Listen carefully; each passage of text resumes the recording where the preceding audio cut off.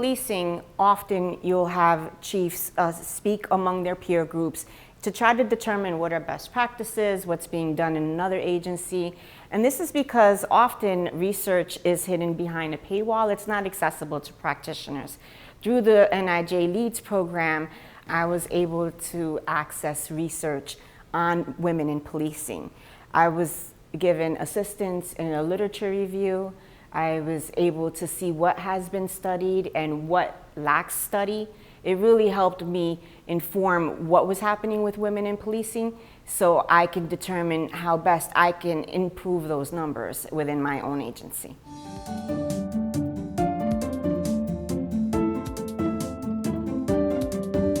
What I found was that the number of women in policing hasn't increased in over 25 years. It's hovering right around 12%. And I learned that there are many problems that lead to these numbers. There are issues with women being interested in policing because of the way that it's portrayed. There's issues with women entering the academies because of the physical fitness standards. So through that research, I was able to look at what was happening in my agency, but then compare it to what was happening in the rest of the country and what agencies were performing better and which agencies were underperforming, so I can determine how to craft a response for my agency.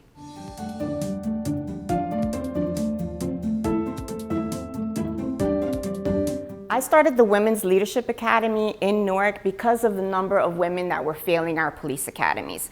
What I learned was that women were being eliminated because they were unable to pass the physical fitness test. But the research showed that well-trained women perform as well as their male counterparts.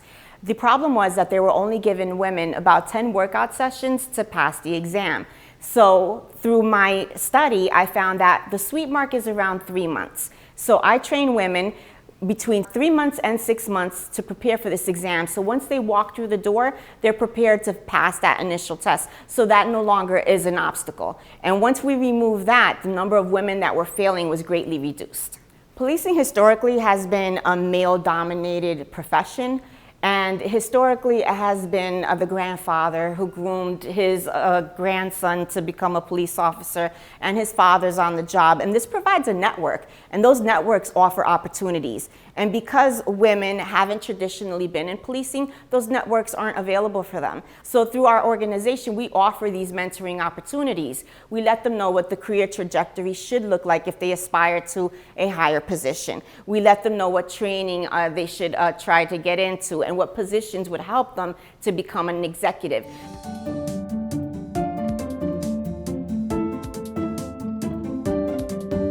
Leads has been a phenomenal opportunity for me. It's opened up doors. It's made me aware of so many more sources of information.